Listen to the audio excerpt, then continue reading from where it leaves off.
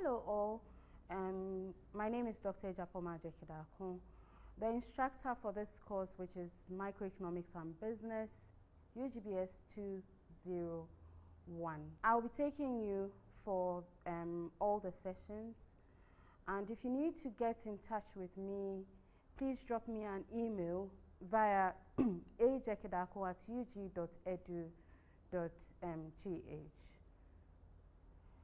You can also have a chat with me if you need me on Sakai. So I'm referring you to Sakai. Have a chat with me in the chat room regarding issues in the course. Thank you. Now we start with session 0, which is going to be introducing you to the course UGBS 201, Microeconomics and Business.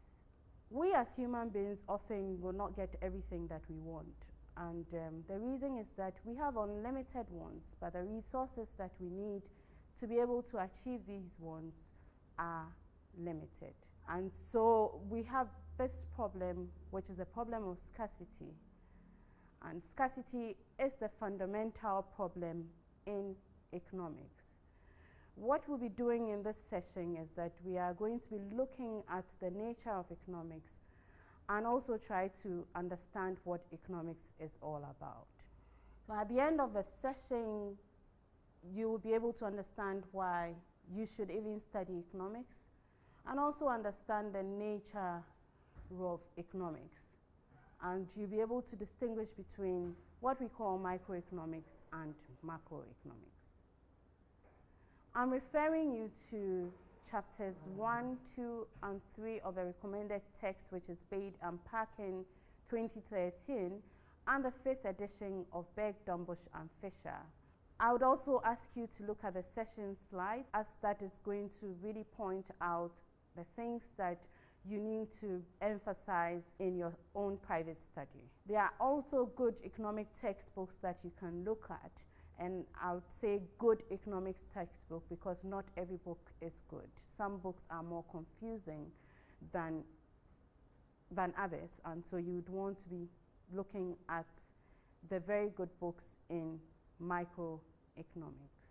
Or as said in the introduction earlier on, the main problem that we have is the problem of scarcity, and the reason we have this issue is that as human beings, we have unlimited wants, so we have many wants, but the resources that we need to be able to achieve these wants are limited.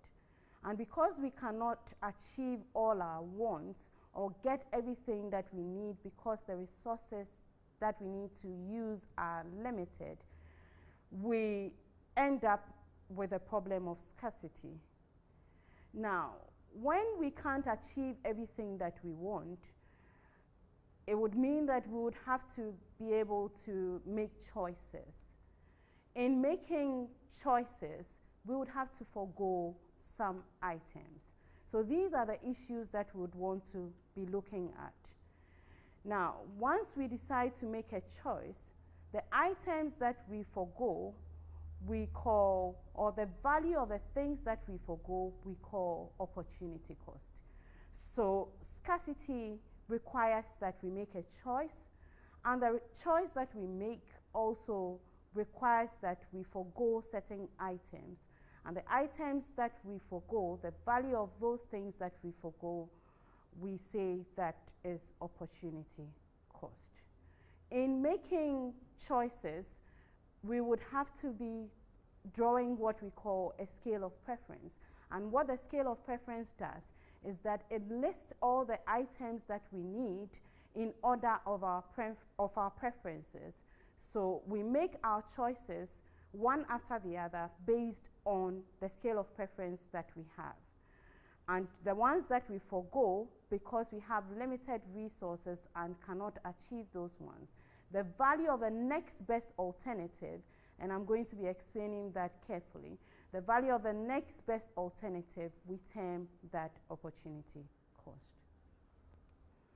What then is economics? If I'm supposed to give a good definition for economics, I'll say that economics is a social science that studies human behavior as a relationship between ends and scarce means which have alternative uses. So I'm emphasizing some points here. It is a social science, and the reason is a science in the first place is because it uses scientific methods in its approach.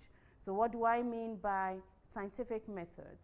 So just like the scientists would do, it would observe, or an economist would observe certain facts about the causes and effects of a puzzle and question.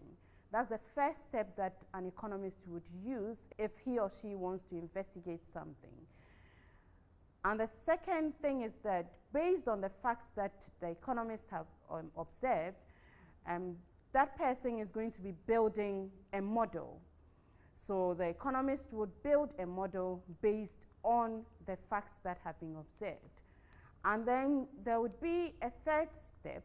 The economist is going to be checking the models against the facts. So it's going to be comparing the model against the facts. And then once that has been done, the economist will draw conclusions. So you would agree with me that the approach that the economist would use is obviously a scientific approach. Now, in the definition that I provided earlier on, I did not say it's just a science. I said it's a social science. And the word social comes in because it studies human behavior. So unlike the natural sciences, economics is social because it studies human behavior.